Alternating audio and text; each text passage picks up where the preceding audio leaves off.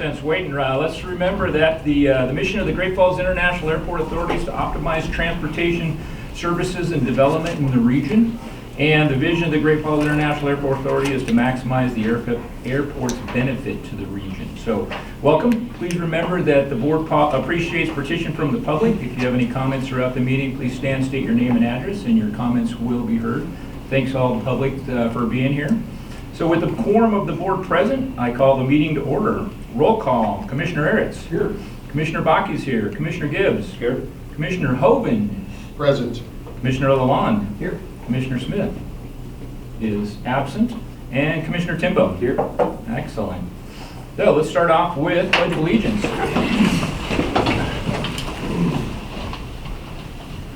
I pledge allegiance to the flag of the United States of America, and to the republic for which it stands, one nation, under God, indivisible, with liberty and justice for all. And Sean, while you're standing, why don't you come on up? So we'll have the swearing in of new Commissioner Sean Hoven. I don't know if we need to swear him in after being only gone for 3 years, but we'll do it to make it. Raise your right hand, repeat after me.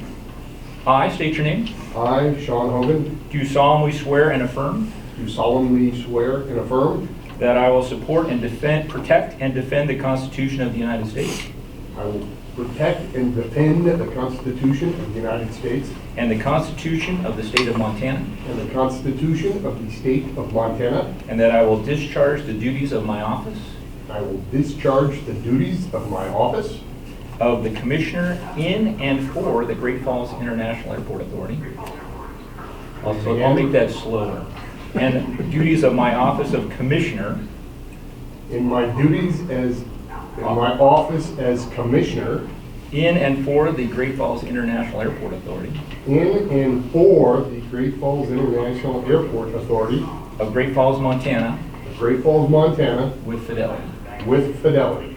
Congratulations. Thank you. Welcome. And can you please sign on the dotted line?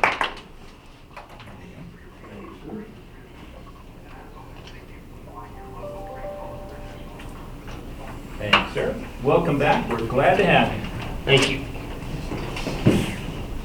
Okay, and next we're going to jump to election of officers. Gotcha. So obviously the for chairman and vice chairman are open again. Do we have any nominations for chairman? I would like to nominate Vince Bakke for chairman. How about a second? Second. Okay. Nomination and a second. Are there any other nominations for chairman? Sure, you guys make me do all of that. All right, with no other nominations. They've been asked 3 times. No. Okay. Again? I was thinking we'd ask 3 times. Oh, don't need Nominations from the floor, I think. All right. Any nominations from the floor? All right. We have a nomination and a second. All in favor of me staying in the current chair, say aye. Aye. Opposed, nay? Okay.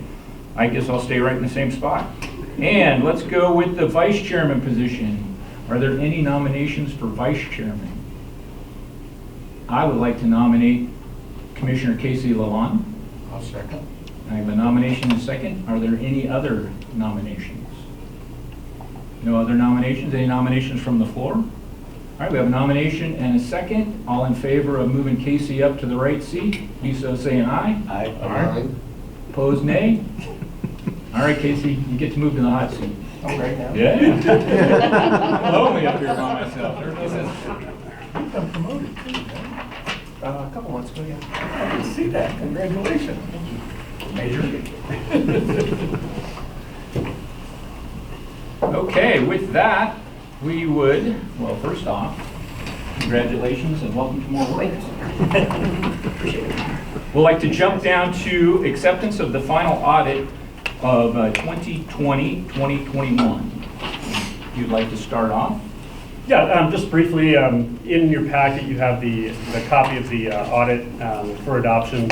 I just draw your attention briefly that the management report on page 5, that's kind of a good place to take a look at the overall fiscal year. I think for the most part, given the COVID interrupted operation that we had during the year, I think we had a particularly strong year. On table 2 in there, you can see operating revenues crested 4 million. That's the second time we've been able to get 4 million in operating revenues. A lot of that new revenue was due to the leasehold and rents that we received from many of the developments that you all have seen come to fruition over the last few years. Eagle Jet, Loves, iState, and some of the others, along with some additional leasing to Avmax over the last couple of years. Fleet Maintenance, which leases our old shop. In addition, we retired the debt service on FedEx, as you may recall, which converted a lot of their rent to rent revenue instead of just repayment of debt service. And so that's where a lot of that additional revenue came from. Expenses, I thought we did a fairly good job of maintaining our expense at about where it was the previous year. You can see a good breakdown of year over year there on the second line in table 2. We did do some cutting back in the last few years. You know, as we had vacancies, we held those vacancies open, and that's how we've largely been able to control expenses. But overall, I think a fairly decent performance in a downtime. If you drill down into the revenue in more detail, you can see we're still back here on table 3. Table 3, you can see we're still at a deficit for many of our main revenue sources. Hopefully we'll see those increasing this year with passenger volumes. If you've been tracking monthly reports, year to year we're up about 30% year over year for passengers. So hopefully, where you see a lot of negatives in that column, in the food, the rental cars, parking, those types of things, we'll begin to claw that back. The rental cars actually performed fairly well last year. That's primarily, as you know, because last year was a shortage in the entire state.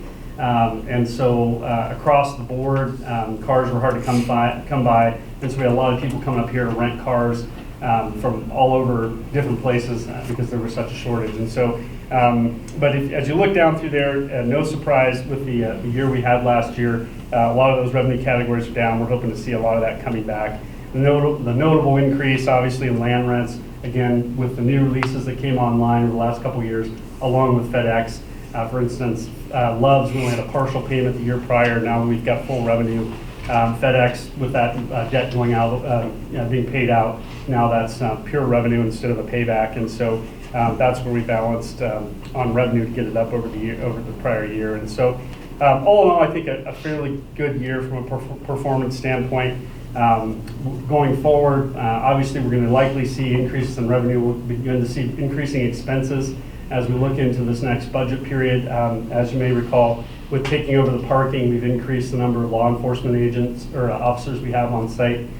We've also hired some private security, so now we have 24-hour eyes on the operation instead of having somebody in the parking booth. So instead of having that be through a contract with Republic, as it was in the past, those will be insourced, and so we'll have higher operating expenses in the current year and going forward.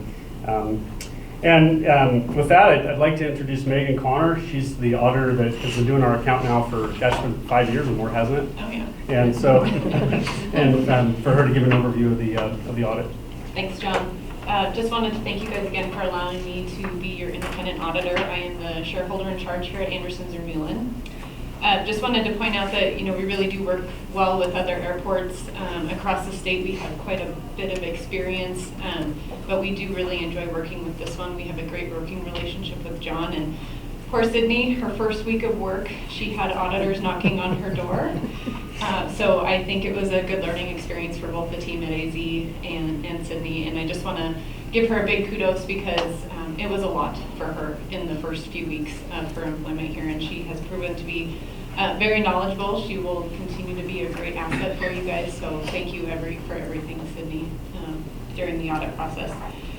We have already reviewed the audited financial results with the Finance Committee back in November, so today I'm just going to do a really high-level overview of what's included in the financial report and then a brief review of the results. So, like John was mentioning at the very front of the financial reporting package, there's management's discussion and analysis, which is really going to give you guys the big picture of what happened with the numbers, not just looking at the numbers and trying to understand them. So I encourage you all to read that. The second is the financial statements in the related footnotes. And then in the back, because you guys have an audit in accordance with government auditing standards, there's 3 internal control and compliance reports. One of which is over the financial statements. The other one is over your federal financial assistance packages. And then the last one's over the passenger facility charges. All of the results of these areas can be found on the schedule of findings and question costs, which is on pages 63 to 66 if you have it in front of you. But first and foremost, just wanted to point out the good news is that we're issuing an unmodified or clean opinion on the financial statements. Back in the internal control and compliance sections for the financial statements, we did include a material misstatement related to the amount of audit adjustments that were made. Those adjustments have been approved by management and have already been corrected.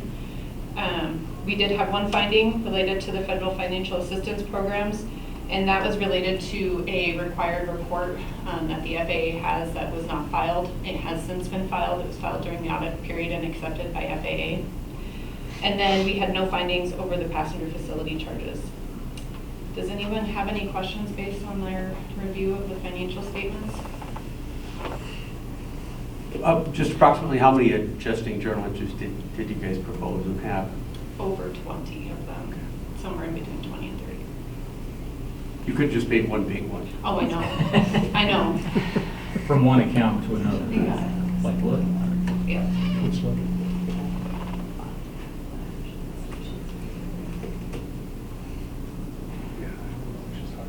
Any other questions or comments? And you have more for us? No, Nope. that's Okay. it. I wanted to be really brief. We went over this pretty extensively with the finance committee. So. Outstanding. With the findings, just overall layman's review of the whole previous year, Yes. Knowing that we've had 3 new comptrollers / financial people in the last 2 years. We retired Maria, and we brought David on board, and now we have Sydney. Thank you very much. Awesome. Thanks for being here, Sydney. How much of the, and at the same time we brought David on board, we went into the QuickBooks project. Yes. How much of the issues that we had, would you say, were caused just by those transitions? And now that we have Sydney, looking forward, things are going to be pretty much stellar and good. I would say almost all of them. A lot of it was related to the financial, year-end close and then the reconciliation process, which, happens after year-end, and I think a lot of that was missed when David left. He left in the middle of that process, essentially. Gotcha. So I really do think she's got a really good grasp on what needs to be closed out at year-end and the process itself. Awesome. So moving forward, I think we've got all those issues dealt with. Fantastic.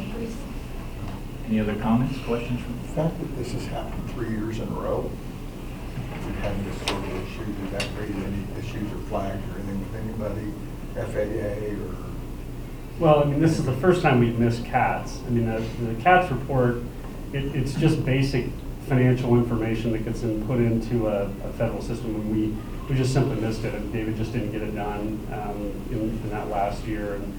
And, it will increase the amount of work we have to do on next year's audit because we'll have to do more sampling and that type of thing. But I mean, that'll be the primary outcome of that. I mean, transitioning the accounting over to a new system, we're not done yet. We still need to go back and transfer our capital projects into some kind of system, be that a database or some other mechanism. That transition is not over. We knew it would take some time to get accounting and then payroll. We haven't finished payroll yet. And then we also have to get capital projects moved over.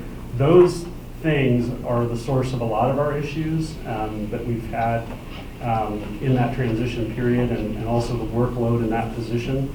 It's a lot of the workload is getting those things done. But my hope is once we get through, looking back 4 or 5 years ago, we had some issues with the capital project system because it's all kept in Excel, and there's hundreds of projects in there over many years. That's a source of potential accounting issues that we've experienced in the past. We're going to deal with that hopefully this year. We're going to make some additional adjustments to the accounting system to make it easier for us to manage our controlling documents like our airline agreement. Right now, we've got to get the accounts aligned with the airline agreement going forward, so it's easier for us to budget and report. All of these things are working towards making less mistakes, making it easier, more automated, more automatic, and getting the right information out there too. I think it's a big improvement too for us to be putting our reconciliations out every month because that gives us an opportunity to ensure that every month we're closing the bank accounts and reconciling against what we have in our new accounting system. So I think, we're making progress towards cleaning these issues up. It's just not something we can do overnight. Anyone we have to submit the audit to, it doesn't raise any further action or red flags? I mean, there probably are, I'm trying to think of some, but I mean, there probably are some, I would guess probably some grant opportunities out there, the ones we normally wouldn't apply for, not like our normal AIP funds or anything like that, where you would have to disclose if you're a higher risk category. But it's not anything that would normally be something we would do. Tony, it'll be 2 years that will be not a low-risk entity.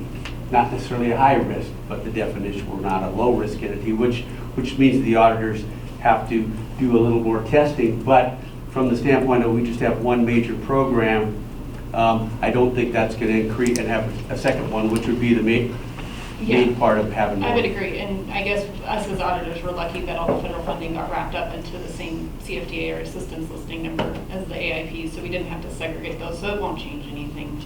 Unless you get a new federal funding source in the next year. Okay. All right, any other inputs for us?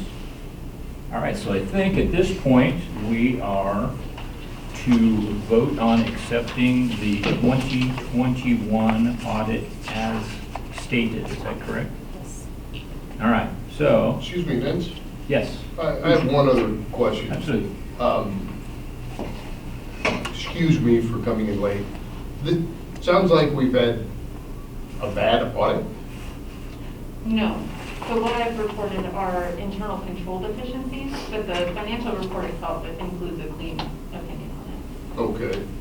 So now that we're no longer low risk, it. Yes. is that going to increase cost of our audits for the next couple of years? No, because like what Todd was saying is that in terms of how many different major programs, what we call major programs or federal programs we have to test, you guys only have one. So for entities that have multiple programs, we might have had to rope in a few more in the next few years, and yes, that would have increased the cost, but not in terms of what we're looking at currently. Oh, thank you. And additionally, at the very back, there's a required report in here, which is management's corrective action plan, so it kind of identifies what they've, and it's required for them to outline what they're going to do, who's going to do it, and when it's going to be done. Page 67. So they've looked at that and come up with a plan. Thank you. And great question, and just to highlight, basically, in a nutshell, the end of month was not being, what word I'm looking for? Reconciled to start with the beginning of the next month. So at some point, David last year quit and forgot doing that. So because we didn't have those reconciliations in there, that was a potential for having problems. The money disappeared. We didn't have any money disappear. We didn't have anything non-normal, but because that wasn't accomplished, it let the door open for possibilities. So that was one of their findings. And then the other one, he forgot to file one of the federal reports. So both of those have been fixed and complied with now. So we made a mistake, they fixed it, and now we just need to have a couple of good years and then we're back in line. Did I summarize that good? Well, no.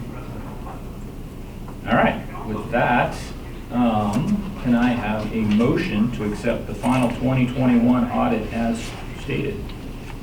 I'll make a motion to accept the 2021 audit. Okay, got a motion and a second. Any further discussion regarding the 2021 audit? No further discussion. All in favor of accepting the final 2021 audit as stated, do so saying aye. Aye. Opposed, nay. All right, accepted. Thanks for coming, Yep, man. thank you guys.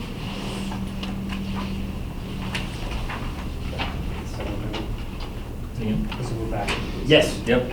So now we'll jump back to the consent agenda. The consent agenda is made up of routine day-to-day items that require board action but do not appear to have significant public impact. Items may be pulled from the consent agenda for separate discussion and vote by any board member. Item A, approval of board meeting minutes from December 15th, 2021. B, payroll checks totaling $98,886.81. C, maintenance and operation checks number 26459 to 2654, totaling $291,216.46. D, approved passenger facility charges totaling $48,090.01. And E, financial reports for December 2021. Or is there any of the consent agenda items that the board wishes to be pulled for further discussion? No more. Any motions? Make a motion to accept the consent agenda for today's meeting. Okay. A second? I'll second. Got a motion and a second to accept the consent agenda as stated. All in favor? Oh, any further discussion? No further discussion? All in favor of accepting the consent agenda as stated, say aye. Aye. Opposed, nay? All right, to the director's report. Yeah, thank you, guys, and welcome. A number of things to report on this month. We just last week were notified that the next small community air service development grant round is open. The applications are due the first week of March, and that is the program that we've used in the past in order to match our local dollars for airline guarantees. And that program, it's a competitive program, so we can propose whatever we think would get awarded. But generally speaking, the market right now is kind of a matching one-for-one, maybe even 60% grant versus 40% local for that program. As we've discussed in the past, airports can't contribute to airline incentives in the form of profit guarantees or revenue guarantees, which are the primary tools airlines are using in order to start new service. And so we have to rely on the community for those other dollars.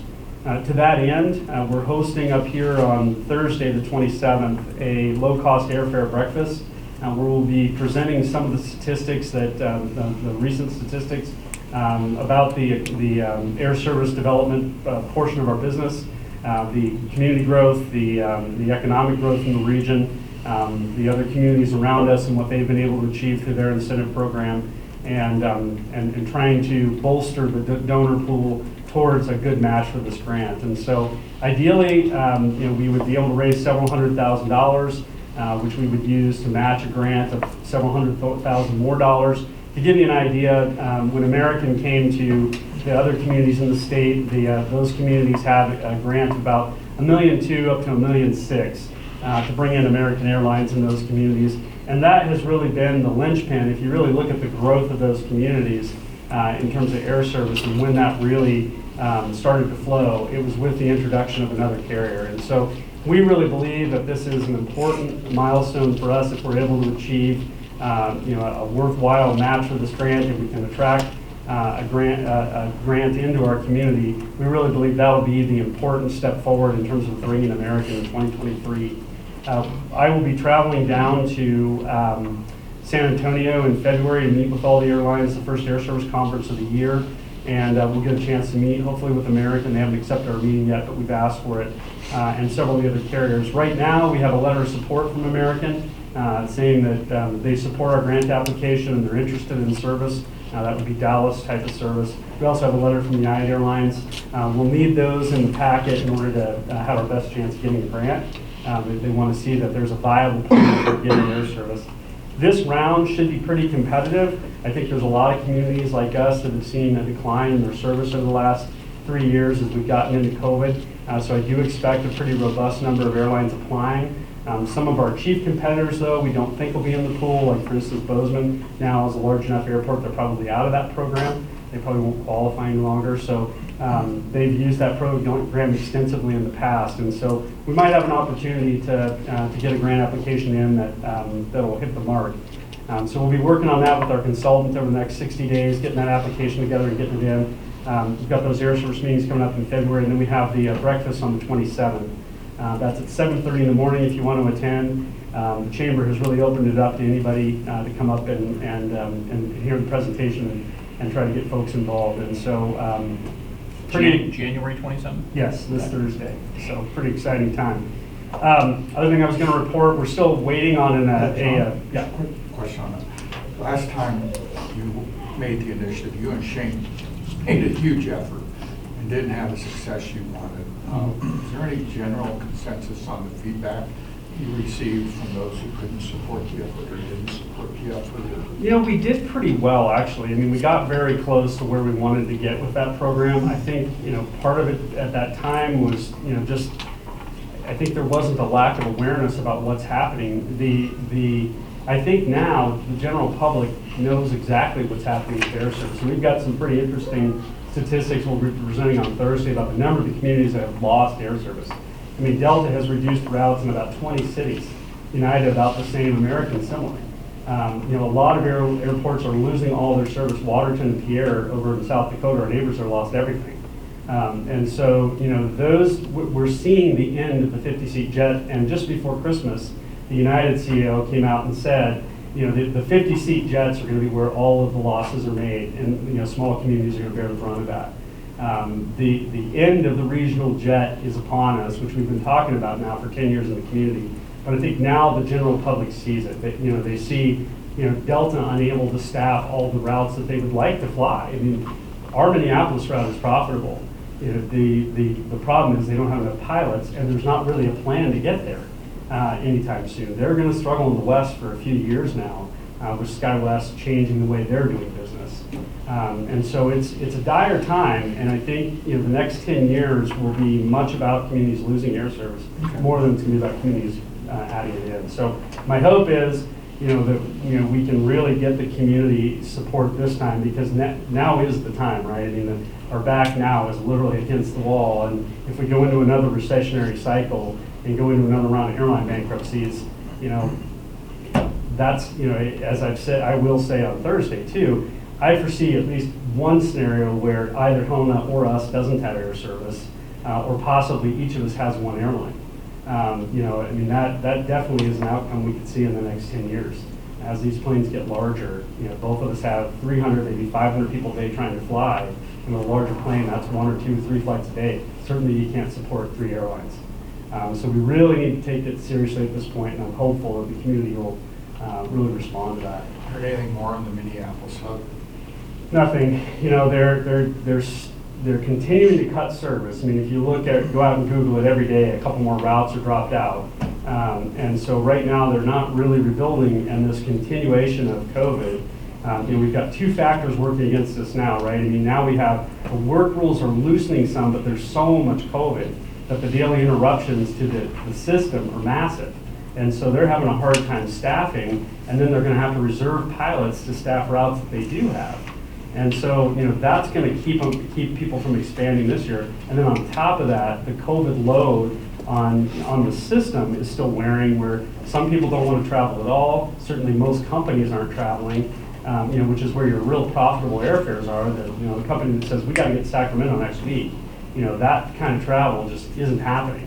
And so, you know, that load on the system of those high airfares not being there is changing the way they're thinking. In some ways, it's good for us. I mean, United is seeing opportunity in our community right now, and we're seeing them reinvest. So this April, we'll actually have 90% more United capacity than we had in 2019 in April. So, you know, they're seeing, hey, look, there's discretionary demand. We can seize on that and get some of that. And so we're seeing some reinvestment at the same time where Delta's really struggling in the West to find ways to get capacity. Places like Grand Junction, they pulled out completely.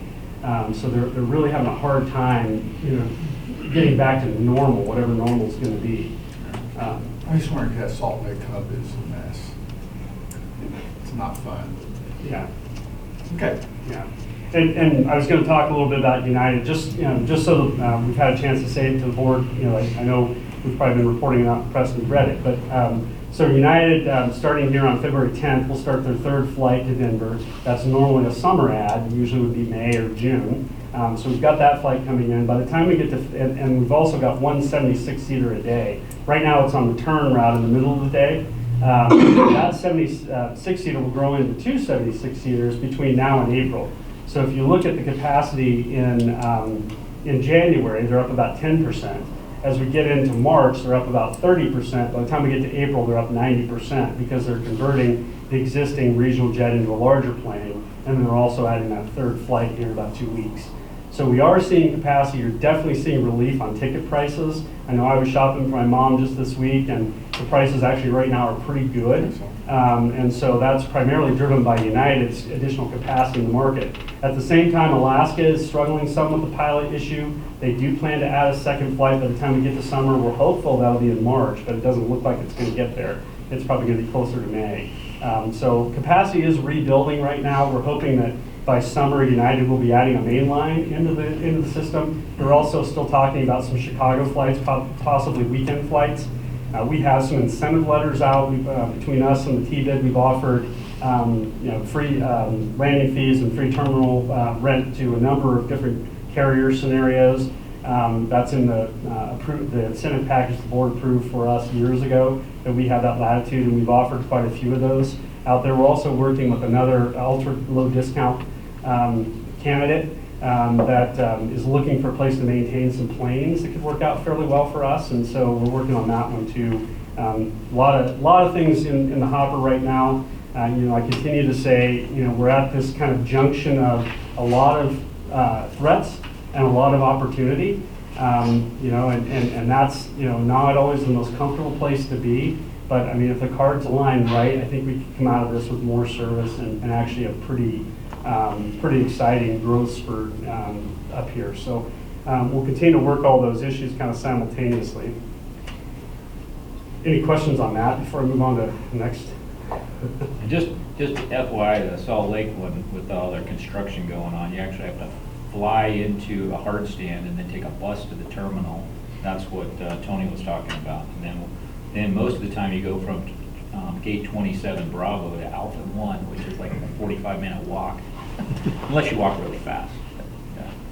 I'm just going to say that I finally got SkyWest to admit they're going to get rid of 50-seaters. Really? It's all coming. It's all coming. It's coming quick. And that's going to result in a new round of winners and losers. And I've got a list of about 20 airports that lost all their air service since 2013 that we'll present on Thursday. There'll be probably double that in this next round. So, on to the next subject. We've got the utilities getting ready to bid for the warehouse project that's out by the jail there. Chris, any update on when those are going out to bid? Went out yesterday. Went out yesterday, good. So, we're out on the street now. That project has us forwarding about $1 million to get the utilities in place. And then we'll look to get paid back from the TIF proceeds in that TIF district, which is the entire airport. We're anxious to hear how the next round of tax assessments will go out, because that will include Love's for the first time and their improvements.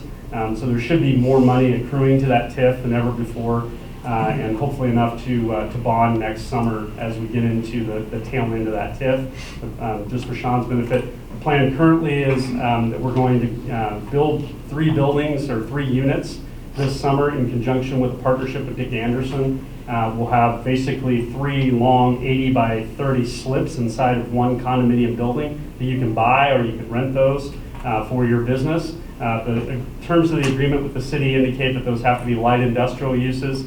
2 out of the 3 have to be light industrial uses for us to use the TIF. And once we get the TIF proceeds bonded, then we would repay ourselves that $1 million for the utility infrastructure that's being built there that will be then given to the city. So that's the plan going forward. Ideally, we'll start construction on that early this spring and get in and out of the ground and be done over there. Last year, we bored under the road at the tail end of the year. We did our casings underneath the road, so that the utility contractor, when we did this year, did not have to depend on anyone else's schedule. So now, they can build at their own leisure, because there isn't any crossings to deal with MDTE or any of that. They'll basically have a clean field. So we're excited about that. We've started some discussions again with Dick Anderson. We're hoping to get some pricing on those warehouses that will come to the board in the next couple of months. As you may recall, in that agreement, the plan is for us to purchase the first units in the development, and then look to either sell those or to lease those. Until we get those sold or leased, we'll probably occupy those units with a lot of our additional snow equipment that we've got down at this end. And we have a lot of interest in leasing our buildings down here. We eventually don't want to be down there, so we want to go ahead and get out of those buildings, get those leased up, move our stuff down to here temporarily until we expand the SRE building in 2 or 3 years. That's the plan currently. Airline agreements, as well, for Commissioner's benefit, we have kind of a change in our airline agreement. Historically, we've always had a long-term airline agreement. We made some major structural changes to it back about 10 years ago when I started to kind of give us more flexibility in how we charge rates. We offered an extension of that about this time last year. We were working with the airlines. They really wanted to change the agreement to increase the costs on what we would call non-signatory carriers, carriers that don't want to sign an agreement to lease space. Allegiant at the time is currently our only non-signatory carrier, but we expect going forward that will be where the majority of our growth will be on carriers that come here for a season or a summer or are here for part of the year and not all year. They don't want to lease, they have to pay every month. They just want to use the building on a per term basis. And we think that's where a lot of the growth will be. So we resisted those changes, and ultimately we went to what we call an ordinance rate, which means every year as part of our budget process, when Cindy and I sit down to do the budget, we will be publishing our rates in the budget, and that's how we'll set our rates. It will no longer be done through the airline agreement. It will be done through our budgeting process. We have a new what we call an operating agreement. The operating agreement, basically all it does is it tells everybody where your lease space is. Obviously, we can't not have any agreement or we'd have the Wild West downstairs.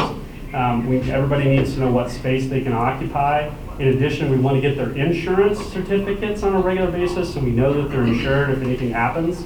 So you have to have some type of agreement. That's what we have now, which is called an operating agreement. And we just got back all the operating agreements with the exception of United and FedEx over the last month since we met last. So we're still waiting on United. Their representative that works with us was out of the office with some family issues. We think that that'll be any time now. FedEx. They're still working on the agreement. The bigger purchase agreement is still in their legal department. We continue to rattle the cage every month to kind of say, hey, look, we got to get this done. We do expect both those agreements will get done this spring. They're going to be purchasing the building through a lease structure that we've devised. That'll give them another long-term agreement in Great Falls. In addition, we expect at that same time they'll be signing the operating agreement to become a signatory airline. This new agreement allows us to lower the fees on the non-signatory carriers. Up until now, we've had a 50% penalty if you're in our market but you don't sign an agreement. And so going forward, we've reduced that penalty. If you lease space at the airport through any mechanism, you can take advantage of a lower signatory rate. We just think that's a better deal going forward, as we do expect a lot of that growth to come from the non-signatory category. And then lastly, on hangar development, as you'll see in the board packet today, we'll talk about extending that GA taxi lane. We now have several parties interested in building a hangar, or building T hangars, I should say, down at the south end of the airfield. This is phase 2 of development. You may remember from many years ago where we took the taxi lanes that were down by Front Range at the time and we extended them out, and that's where Eagle Jet went, was at the end of those. The Red Horse group from Malmstrom came out and built the original infrastructure, taxi lane infrastructure, and we're going to extend that infrastructure back towards the frontage road. And at the back end of that, basically, let's see here, we're going to go south. Yeah, down here. Nope, not How about this one right here? You got yeah, there we are. So essentially the big hangar now, we extended this into a taxi lane. That big hangar sits around here. We have a new lateral that comes down this way, a taxi lane this way, it connects out here. And we're going to drive that all the way to the back of the parcel back in here. And there's a location there for new T hangars. We also have along this development here 5 single hangars that are ready for development. We have 2 of those leased, and we have 1 other one that will likely lease here in the next couple of months. The T hangars, we have 2 developers that are expressing interest in building those now. I've emailed both of them and asked if they would be interested in working together. As I said to them, our interest is seeing that parcel developed expeditiously and seeing quality development down there. And maybe the 2 of them can kind of get together and form a partnership to develop that parcel. If not, then what we'll likely do is a quick RFP, where, as I told them, the primary drivers would be having a plan to develop expeditiously, and we probably only let that thing out there 1 construction season. If you don't start development, we would move on. And then a shown ability to actually accomplish the development. We want to see some plan of where's the financing, where's the, how are you going to pick your contractor, that type of thing. That development has gotten a little harder. As we mentioned in previous months, the FAA's new guidance prevents us from using federal dollars to build taxi lanes in front of hangars 50 feet out. And so what we would call the rung of the ladder, the taxi lane that serves the T hangars on both sides, we can no longer finance that through our normal federal sources. So the better way of doing that would be have the developer build it, which puts a little bit more requirement on them. So that development has gotten a little harder, but we've communicated that to both of the developers. They understand that that would be the case. And then we've told them we would give them cost recovery for whoever builds across from them on a linear basis. So if somebody comes in and leases half of the taxi lane frontage on the other side, they would pay a quarter of the cost of that taxi lane back to the original developer. So we're going to have some auditable development costs at the end of that development and whatnot. The concerning part of that guidance is going forward, we have a lot of pavements that no longer can receive federal dollars. Anything that's within 50 feet in front of a hangar is no longer eligible. So I think a lot of airports are going to be wrestling with that going forward. But the good news is we have developer interest. We think this spring we can do a selection process if they're not interested in working together and move forward with some hangar development, hopefully even this summer. Or maybe 2 hangar development. Well, there's only one space. But, Really? But yeah. You couldn't put 2 T hangars sets back there. No, there's not enough room back there for 2 T hangar sets. So we have one set of T hangars, but we also have the private hangars, which we do expect 2 of those at least to go this summer, and potentially even a 3rd one. So. Gotcha. Excellent. Questions on any of that?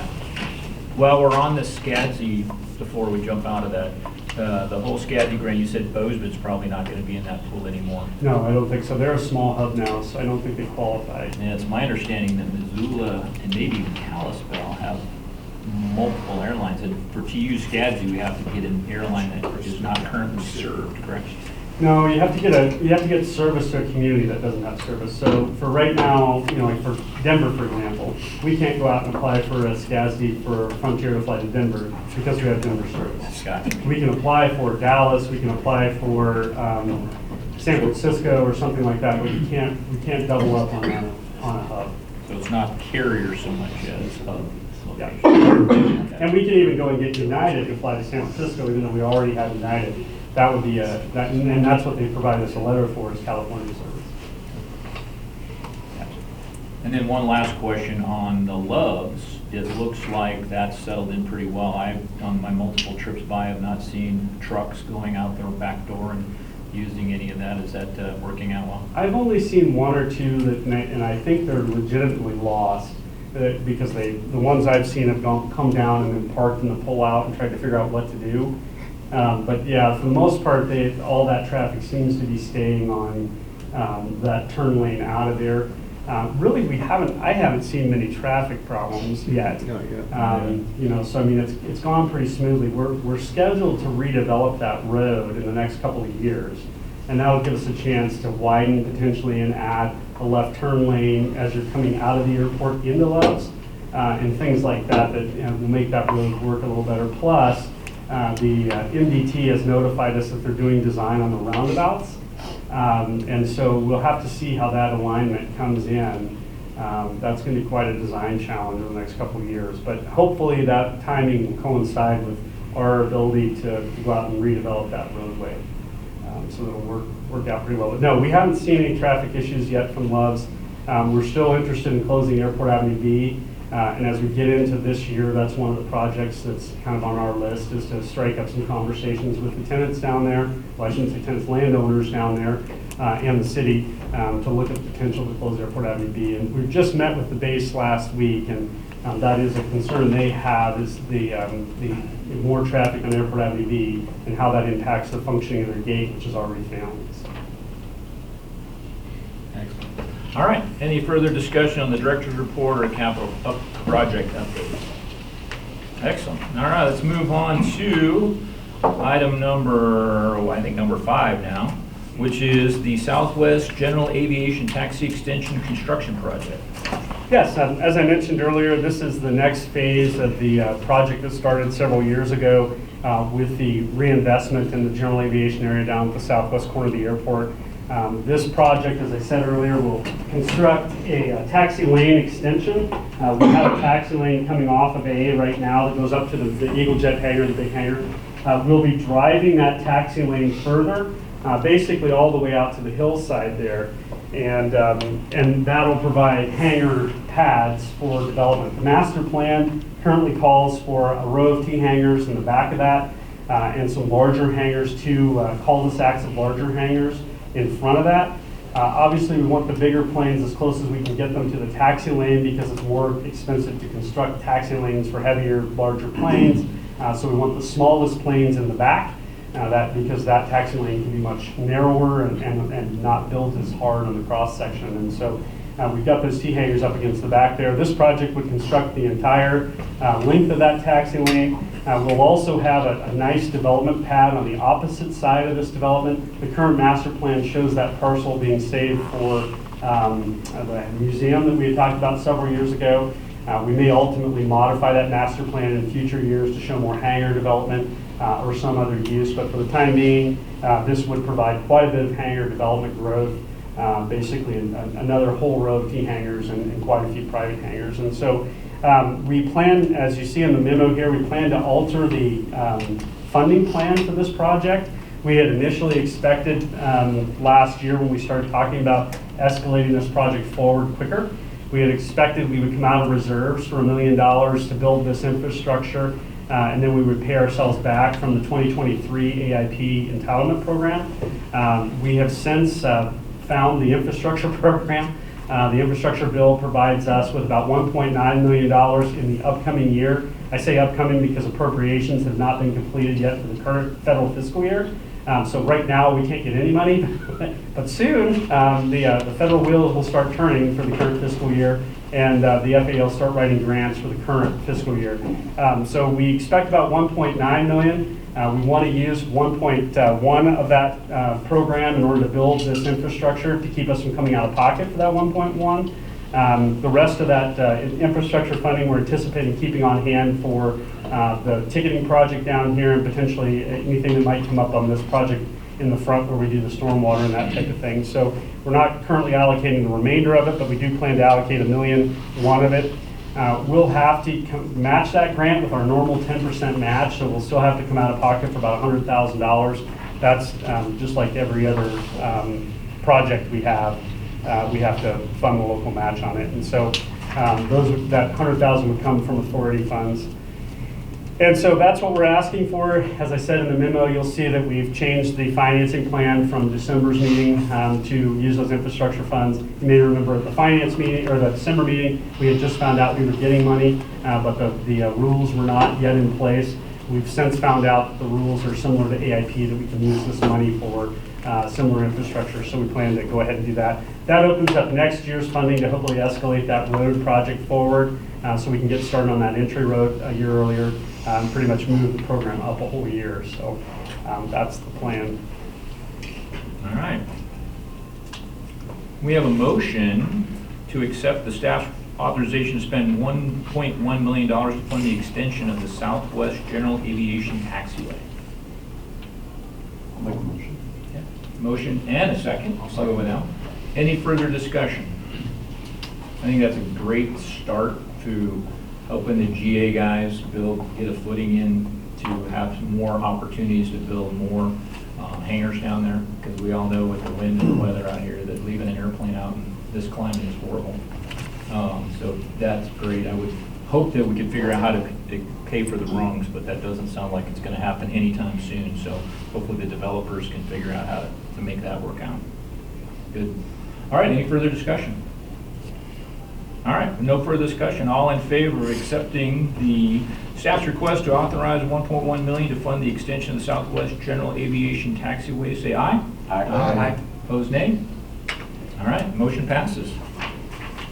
Okay, next, our engineering professional service contract recommendation. Yes, thank you. We, as you may recall, we had a selection committee formed last fall to select a new engineer, or select an engineer, I should say. The FAA requires that we go out for 5-year contracts. That's a a requirement they set that every 5 years we go out and solicit our consulting engineer. The selection committee met with 2 applicants and did interviews, and the selection committee recommended that we hire Morrison and Merrily for the next 5 years to be our airport engineer. And we would look for the board's approval so we can negotiate a contract with them and get started on some future projects. All right. And I'd just like to add on, having been at both this year's and the previous one, that this year both of the interviews were very, very, very strong. I mean, you guys did a fantastic job, and we appreciate the effort that you put into that. It was a tough discussion. We had a very long lunch session to come to an agreement to make that happen. So it was well presented by everybody. So thank you guys for your effort in making that happen. Vince, if I may? Yes. I just want to thank both the airport and the board for the privilege to serve you for the past 10 years. You know, it's been a real rewarding experience for me, both personally and professionally. You know, and I wish the team positive momentum going forward. So I wanted to thank you guys. Perfect. Thanks, Chris. Appreciate this. All right. So can we get a motion to authorize the airport to enter into a contract with the engineering firm Morrison and Merrily for the next 5 years? Make a motion as stated. Okay. And a second? A second, a motion. Any further discussion? All right, with no further discussion, all in favor of accepting Morrison Merrily for a 5-year contract as our next engineering firm, say aye. Aye. Opposed, nay? Any further comments? Excellent. All right. I think is that any additional, and then we'll take, all right, cool. Any additional comments by the airport board authority? Sean Hoven, Commissioner Hoven, since you're new here. Any comments? Just enjoy being back. All right. Commissioner Gibbs? None. All right. Commissioner Lalone? Commissioner Timbo? I'd just like to thank Sydney and the audit firm for doing a good job of pulling everything together for this year's audit. Look forward to next year. Makes sense. I feel much better going forward. We've got that straight now. All right, and Commissioner Harris? No. All right, I have no further comments. Any public comments? All right, with no further comments? Oh. John, question, what is the status of the airline de-icing pad?